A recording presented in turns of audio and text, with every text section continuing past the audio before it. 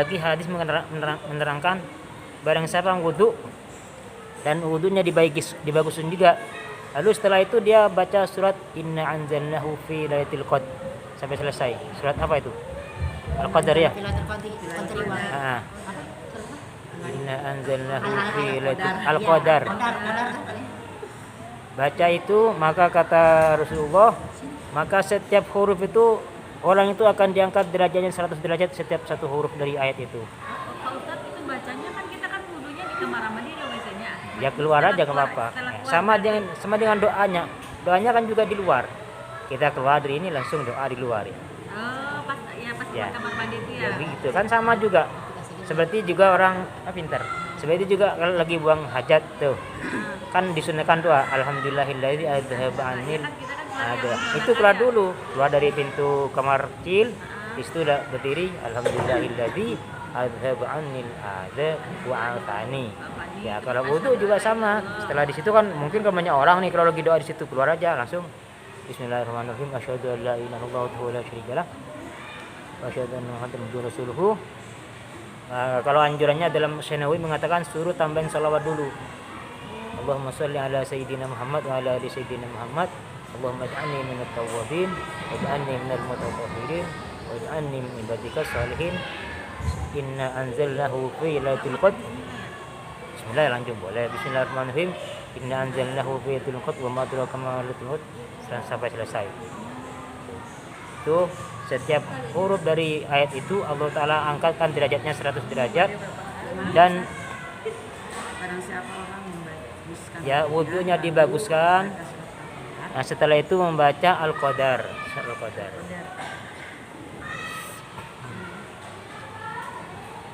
Tapi ada yang bilang katanya suruh baca ya Karim ya Wadud ya Latif ya Karim ya Wadud ya Latif. Ya nggak apa-apa ya, banyak doa ya. Kalau dibaca semua ya bagus. Bagus. Iya, Pak Ustadz, belum dibaca. Ada aja doanya banyak banget. Ya bener kata Umi nggak salah sholat. Baca doa aja. pakai baju kan. Memang ada aja. Gak apa-apa, bagus. Baca semua bagus ya. Hah? Dibaca semua bagus. Artinya ini termasuk apa ya? Islam itu betul-betul agama yang murah ya. Iya benar. Sekecil apapun kebaikan kita itu Allah hargain. Allah Ta'ala kan maha syakur, asyakur. Maha banyak bersyukur. Ustaz, kalau saya mah benar-benar intinya aja gitu yang ada keterbatasan hafal-hafalnya tuh lupa mulu karena keterbatasan semuanya intinya ini. Dan ini kesempatan bagi kita yang awam ya. Iya, Kalau jadi kita tahu. nunggu amalan yang inti, misalnya tiap malam sholat tahajud sekian, terus tasbih sekian misalnya, mungkin kan apa ya? Ya, agak susah lah, agak sulit. Nah, tapi dengan fasilitas yang ada ini aja kita amalkan. Ini aja kita. Ya, kalau yang lain juga, yang besar juga bisa amalkan, yuk makin bagus. Makin bagus. Nah Umi, Seriawan juga.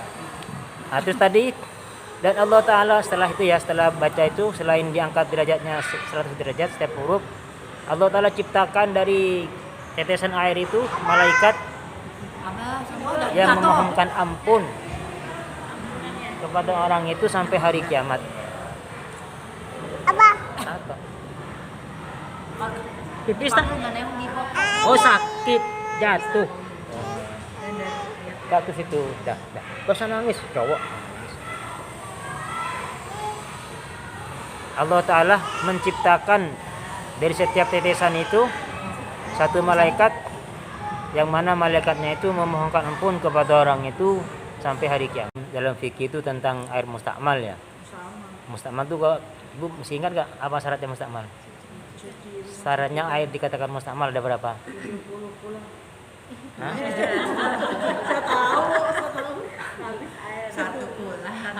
Air yang dikatakan mustakmal. Ya ada. Cipratan gitu. Ya belum menjadi panas baru masuk. Nah, dulu udah saya terangkan dulu, kayaknya ditulis dulu itu juga. Syaratnya ada 3. Masih ingat? Hah? Boleh diganti, cuci dari benih apa? Yang pertama airnya sedikit. Sedikit. Nah, jadi kalau banyak gak masalah. Misalnya hanya sedikit nih satu ember. Nah, itu contoh ya. Satu sedikit. Jadi kalau misalnya airnya banyak, 2 kolah. 2 kolah itu berapa 2 kolah itu? 2 kolah itu 60 cm kubik kubus. Jadi panjang, lebar sama tinggi 60 cm. Itu penuh airnya. Nah, itu 2 kolah. Kalau itu nggak masalah. Nggak masalah karena air banyak. Nah, sekalipun kenapa? Waktu itu Ustaz pernah bilang ini air 1 ember. Kita beli obok pertama maksudnya buat pertama semua bareng-bareng. Hah? Ya. Terus yang selanjutnya kita wudhunya dari mana Ustaz, dari ember itu? Dulu kan pernah gitu, airnya cuma seember, tapi kita bareng-bareng nih, air pertama dulu ambil. Itu lupa lagi selanjutnya untuk nerusin wudhu anggota lainnya dari mana? begitu ya. Iya kan jadi Oh, ya. ember yang itu tadi. Ya. Kayaknya masih diulang-ulang deh Pak Ustaz. Iya. Ya Pak Ustaz, kayaknya kamu mudah-mudah kok Pak Ustaz. Ustaz, kalau yang hujan bisa jadi air musta'mal. Air turun langsung Suci. ditadain. Enggak, mustakmal itu artinya dipakai berhad untuk menghilangkan hadas atau dipakai menghilangkan najis, itu namanya mustakmal. Kalau belum dia pakai apa-apa ya nggak mustakmal. Dan itu ada syaratnya juga yang dikatakan mustakmal itu tadi. Pertama syaratnya kalau sedikit baru dikatakan mustakmal, di antara yang satu. Yang kedua, basuhan yang wajib yang menjadi mustakmal itu. Basuhan wajib itu berarti kalau wudu basuhan pertama. Ini seret basuh pertama ya. Nah, ini kan kita ada ini. Nah, ini mustakmal nih. Karena basuhan pertama. Lalu kedua kan basuh lagi. Kan kita biasa 3 kan. Kedua ini kamu ibu tadain lagi, ini bukan mustakmal yang kedua ini. Kenapa? Ini sunnah sudah, ini sudah suci kan? Ya. Ketika basuhan pertama kan sudah suci nih. Cuma nambah lagi sunnah. Nah, artinya basuhan kedua ini bukan dipakai untuk menghilangkan hadas sudah. Kan sudah agak ada hadasnya nih. Ya. Nah, di yang kedua ditadain ya, bukan mustakmal itu. Tangan kita terus pakai lagi gitu Ustaz. Ya boleh dipakai lagi. Andai kata nggak ada lagi air, nah sudah selesai ditadain yang kedua, kasih temennya. Misalnya nih, nah, Berarti kita bersyukur nggak pernah musta'mal. nggak ada kalau kita insya Allah air banyak ya. Kalau kayak air yang di WC ya di toilet tak ada seember ya. Dan tadi keluar tetap ember. Terus kita menyucikan lagi, nggak bisa kan? Maksudnya gimana? Untuk apa? Air yang seember Kita ada air bekas wudhu. toilet. Nggak bisa untuk mensucikan ya. Kalau nggak di kamu mustakmal nggak apa-apa, tetap bisa. Sama pasti ya. Kenapa? Airnya sedikit terus Ya. tetap lagi. Sampai air kencing yang tadi. Ya tadi itu begini Bu, ya, coba perhatikan dulu ya. Jadi yang pertama itu air sedikit ya, nggak 1 ember. Yang kedua basuhan yang wajib seret misalnya nih, masuk ke situ ya. Awalnya masih cuci airnya Pak Ustaz. Ah? Airnya awalnya masih suci. Airnya 1 ember. Airnya di toilet masih suci kan, asalnya suci kan, asalnya ya. Ya. Dibikin wudhu ya, ditadain gini sama ibu ya, balikin lagi dalam, iya kan? Ini yang mustakmal, ini yang pertama saja basuhan pertama, seret. Ini jadi mustakmal nih, anggaplah yang basuhan pertama kira-kira segini ada nggak secangkir? Kira-kira secangkir ada nggak yang pertama tuh? Sedikit. Segini ya? Ya, coba ibu ukur aja, nanti misalnya segini. Ibu masukin lagi ke, Ember. bukan ya, ini ember nih, masukin anggap ke cangkir, seret gitu ya. Habis itu tangan, misalnya nih, tangan lagi.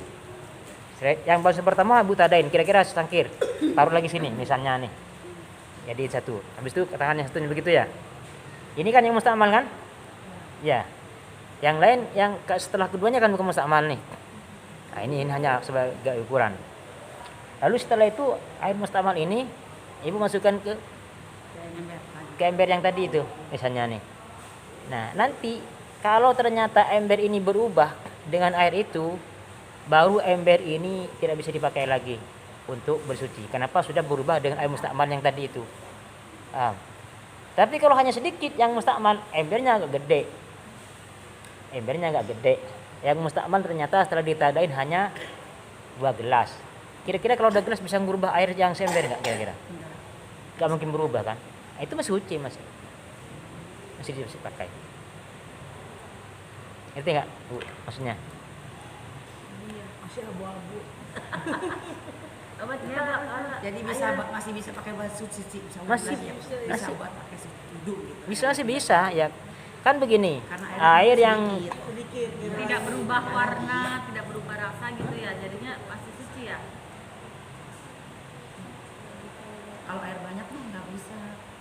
keran banyak ditadain di ember. Tapi kan kita mah udahlah wudhunya pakai keran ini Pak Ustadz kayaknya aman lah gitu. Kalau dulu Kan di itu kan kontrakan bisa dia pakai gayung kan airnya Lagi cuma air sedikit. di ember gitu sedikit. Syaratnya. Gimana Ibu? Boleh pakai air Masih kurang jelas?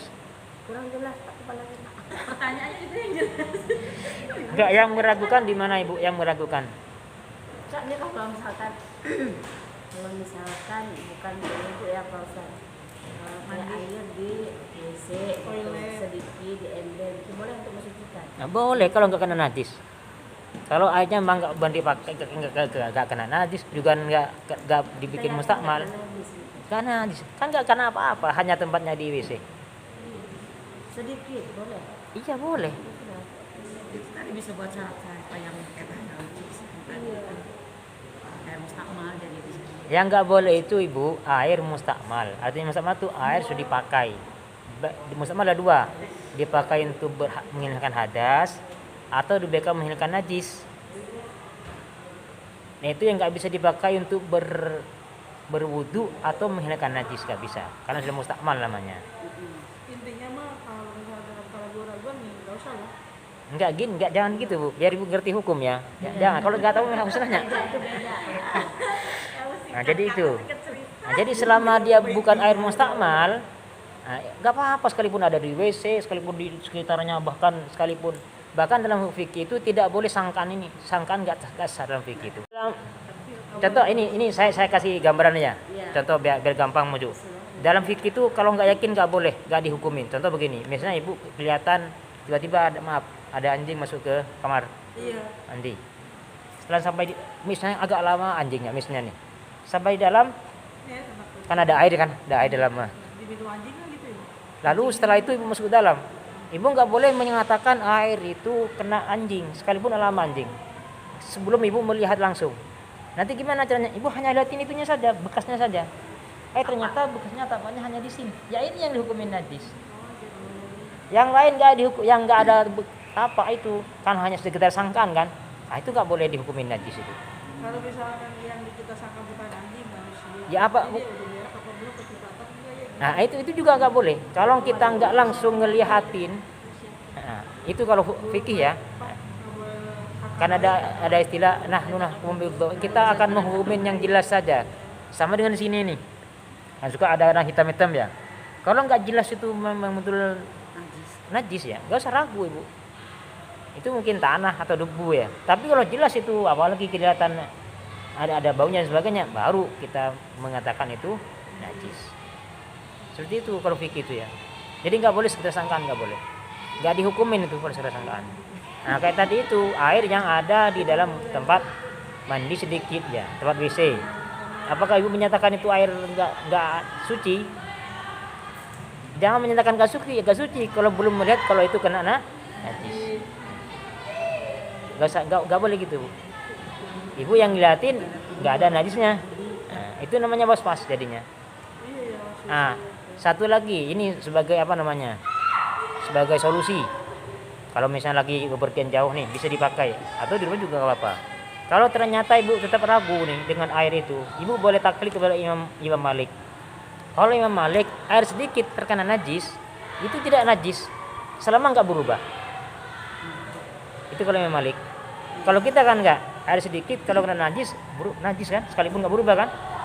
Ada satu ember karena tete cecak straight najis semua tuh sama Syafi'i. Karena nggak ada gas satu kola, gas sampai 2 kola ya. Tapi kalau Imam Malik kena teh cecak, bahkan lebih besar daripada itu, yang penting nggak berubah, dibuang aja teh cecaknya, itu suci. Jadi kalau Imam Malik itu pendapatnya beliau baru dikatakan najis kalau sampai berubah, sekalipun air itu nggak sampai 2 kola. Bisa ya, bisa paham kan? Jadi kalau Ibu ternyata tiba-tiba ragu dalam WC itu, ada solusi kalau begini saya taklid saja kepada Imam Malik. Kalau kata beliau, kalau nggak berubah tetap suci sekalipun kena najis. Boleh kita sama-sama gitu. Kenapa? Boleh kita taklid dalam keadaan kondisi tertentu ya. Boleh kita taklid kepada imam yang lain. Tapi yang jelas Ibu tahu siapa yang mengatakan imam itu. Imam Malik. Ya, harus tetap kalau nggak bisa ya tetap ikutin mazhab kita mazhab Syafi'i. Berarti mazhab yang Pak itu boleh diikuti semua. Itu semuanya boleh diikutin, tapi dalam satu hukum harus tahu semuanya kalau mau mengikuti secara utuh ya. Contoh begini, kita bayar zakat fitrah nih. Kan di sini zakat fitrah pakai apa? Pakai uang. 2,5 kilo. Pakai uang kan nggak boleh Imam Syafi'i itu. Iya. Berarti kita taklid kepada Imam Abu Hanifah yang memperbolehkan. Nah, ada dalam kondisi itu ibu harus mengerti hukumnya zakat menurut Imam Abu Hanifah. Imam Abu Hanifah mengatakan zakat itu adalah yang sah pakai gandum atau pakai ya makan pokok. Tapi beliau menentukan kalau beliau gandum atau kurma. Kurma itu kalau Imam Abu Hanifah. Nah, berarti kalau ibu mau pakai uang kan mau bertaklid kepada Imam Abu Hanifah, berarti harus pakai ukuran beliau. Ukuran beliau kalau kurma itu sekitar 3 liter atau 3 kilo kalau nggak salah itu. Artinya kalau diuangkan Malah mahal. bisa mahal. Iya mahal. Nah, yang begitu hukum. Minimal 50. Pak Ustaz, kalau bayar zakat kan bayar aja tak ngerti ya. Yang ngerti kan Nah, Pak Ustaz. kalau itu sekarang kan sudah ada yang agak menanggung lah Majelis Ulama Indonesia. Ajis. Nah, jadi sudah ada Majelis Ulama Indonesia yang sudah mengadakan musyawarah ya. Sudah memberikan keputusan bahwa uang pakai uang sekian. Beliau tidak mentakik, beliau tidak memakai pendapat Imam Syafi'i beliau memakai pendapat Ashabus Syafi'i namanya. Beberapa ulama juga, tapi bukan Imam Syafi'inya, murid-muridnya di bawahnya itu. Jadi kita takut kepada Nah, pemerintah yang ada di sini. ya kita sudah ditanggung oleh MUI. Nah, nggak usah, Nggak apa-apa yang tak ngerti udah jadi. ya ikutin beliau saja, ikutin pemerintah. Pemerintah Kadang bertanggung jawab. kalau uang misalnya di Darut Tasbih sama di masjid saya kadang beda lah jumlah duitnya. Ya. Uangnya. Ya, jadi itu yang diikutin itu bukan mazhab Syafi'i itu, dan juga tidak bertakik kepada Imam Abu Hanifah itu uang itu. Karena kalau Imam Abu Hanifah tetap nanti bisa lebih 100 itu per orang. 3 kilo kurma mahal. Yang 50.000 aja kurma. Kalau berapa? Iya. 200.000 yang sekotak. Ya bisa ada. Jadi beliau tuh tidak langsung kepada Imam Abu Hanifah. Ada imam lain kalau nggak salah Imam Malik. Ada beberapa Ashabul Maliki itu juga artinya ulama yang memang juga bisa kita ikutin dari apa ya? Dari segi keilmuannya gitu ya. Bisa ditanggungjawabkan lah. Jadi beliau para MUI itu sudah bermusyawarah di situ lalu memberikan keputusan gitu ya. Jadi nggak usah khawatir kalau itu. Tapi jangan bikin sendiri ya. Jangan bikin sendiri. Nanya dikit Pak Ustaz. Ya. Kalau misalkan Halus setahun namanya. Setahun. Iya, misalkan Oh, haul, menghaulin. Ya, itu setahun namanya. Setahunan. udah pas tanggalnya nggak ada uang gimana? Itu kan juga wajib, Bu. tidak wajib. Kalau zakat kan wajib itu pun Ya, Islam. kalau zakat Itu kan wajib. sedekah kalau haul orang meninggal. Kalau zakat kan wajib. Kalau pas itunya nggak punya duit ya udah kita baca yasin sendiri. Iya. Bacaan sendiri. Mau Kal- udah tetangga nggak punya duit buat beli. Kalau sana, kalau di kampung tuh ada yang begini sekarang. Diamalkan tuh di kampung saya tuh. Dia hanya setiap malam Jumat tuh bikin nasi sama telur apa gitu, dikumpul di masjid kan, betul di masjid ada anak-anak ngaji kan. Nanti dikasih anak-anak ngaji, kadang-kadang pakai kue-kue kan, senang anak-anak tuh. Anak-anak tuh senang tuh, sekalipun kue nilainya jajanan tuh. Kasih aja ke anak-anak yang lagi ngaji di madrasah di mana gitu. Niat ngkholin almarhum siapa. Kalau misalnya pas lagi nggak punya duit bisa kayak gitu kalau Ustaz maksudnya tangan Ya, nggak jajanan apa-apa. ringan lah buat anak-anak. Ya, yang penting kita ingat kalau ini udah setahunnya dan kita masih belum punya. Bulan. Lalu saya ketemu Ustaz Amlan aja sama Dedek aja yang jual. Ya boleh, nggak masalah ya. Anak tahfidz, ya nggak apa-apa.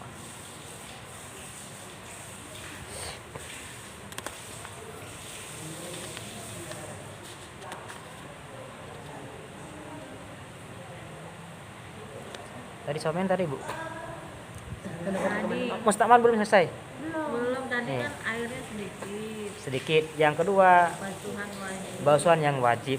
Jadi pertama berarti yang mustakmal.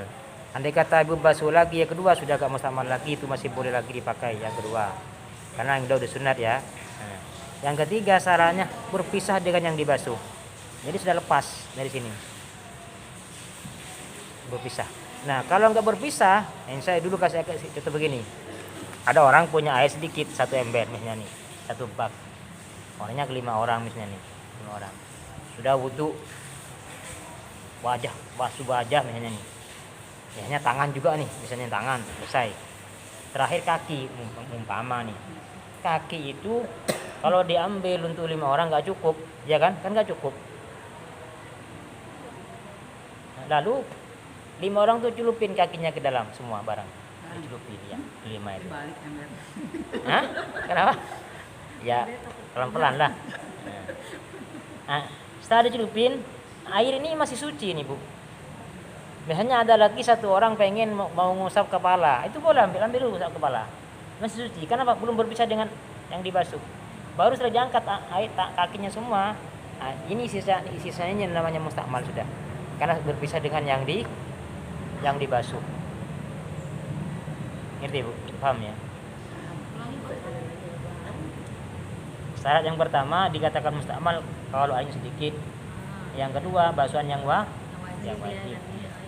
Yang ketiga berpisah dengan yang dibasuh. Jadi betul-betul pisah dengan yang dibasuh, tangan berpisah. Contoh begini, kalau yang paling gampang Bu, masalah berpisah tuh, misalnya Ibu begini.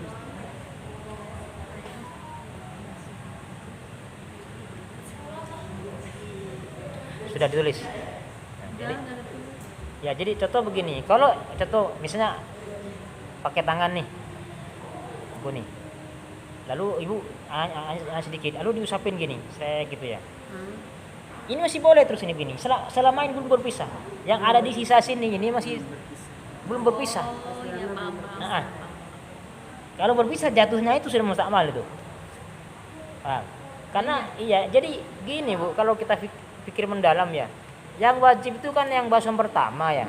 Anggaplah air, ini airnya. Kita kalau basuh tangan kira-kira ketebalan berapa senti itu kan sudah kebasuh ini kan. Kan artinya yang kepakai kan hanya itu. Yang lebihnya ke dalam sudah sunnah kan. Paham nggak maksudnya? Kalau kita mikir dalam gitu ya. Kan yang wajib hanya yang basuhan pertama saja yang wajib itu. Pokoknya air sama itu basuhan pertama. Ya, satu yang basuhan pertama yang wajib. Yang sudah nggak mustakmal lagi, andai kata ditadain boleh dipakai lagi. Nah, yang ketiga tadi itu betul-betul berpisah dengan yang dibasuh. Yang andai kata tadi itu sudah butuh 5 orang, airnya tiba-tiba tinggal sedikit nih. Andai kata diambil juga untuk pakai sistem siram nggak cukup. Nah, setelah untuk kaki, ya udah celupin aja ke dalam bareng-bareng. Semuanya 5 orang itu baru kan sudah tenggelam semua kan? Ya. Misalnya nih, ya kan contoh saja. Nah, ini masih air ini suci nih. Masih ini belum diangkat ini. Andai kata ada lagi saya minta ya sedikit untuk usap wajah, untuk usap kepala. Ambil usap kepalanya. Yang penting masih di situ ya, Ya, kakinya ya. masih di sini. Ya. Kalau diangkat, Nah, setelah diangkat sisanya ini mustakmal. Kenapa? Kan hanya sedikit. Ya. Tapi yang dikatain 2 kolong nggak mustakmal dah. Kan banyak. Kayak orang wudu di mana itu? Atau langsung celupin dalam, diangkat sudah nggak masalah itu. Karena air banyak. Nah, paham ya? Jadi kalau nanti di kamar mandi sekalipun ada air sedikit, Ibu nggak usah khawatir. Ini yang saya lihatin di Malaysia itu Bu. Malaysia itu kayaknya sudah diajarkan bertaklid kepada Imam Malik. Semua rata-rata Malaysia itu kebanyakan tuh nggak ada pakai bak mandi yang besar, nggak ada. Ember kecil saja semua. Karena apa alasannya? Kalau bak besar ada jentik-jentik nyamuk. Nah itu alasannya. Jadi artinya ada efek negatif yang timbul. Kalau kita nggak rajin mencuci, kan kalau besar kan susah mencuci kan. Malas. Nah makanya saya rata-rata tuh Malaysia itu termasuk masjid negara saja yang besar tuh di mana tuh di Kuala Lumpur itu semuanya pakai ember kecil. Jadi mereka kayaknya sudah diajarkan semua jamaah untuk bertaklid kepada Imam Malik. Andai kata air sedikit dijatuhin najis, selama tidak berubah tidak najis. Itu Imam Malik. Tapi kalau Imam Syafi'i sekalipun nggak berubah, kalau airnya sedikit najis semua. Yang awam begitu kan nggak tahu taklid ke mana. Ya kan baru satu-satu. Tapi ini bertaklid itu yang tadi saya bilang bisa dipakai dalam keadaan darurat ya. Oh, darurat ya. Darurat bisa dipakai. Kita pergi haji lagi gitu ya. Iya, nah haji kan begitu. Ibu kan sering umroh ya. Ya, pakai apa kalau umroh imamnya? Imam siapa itu?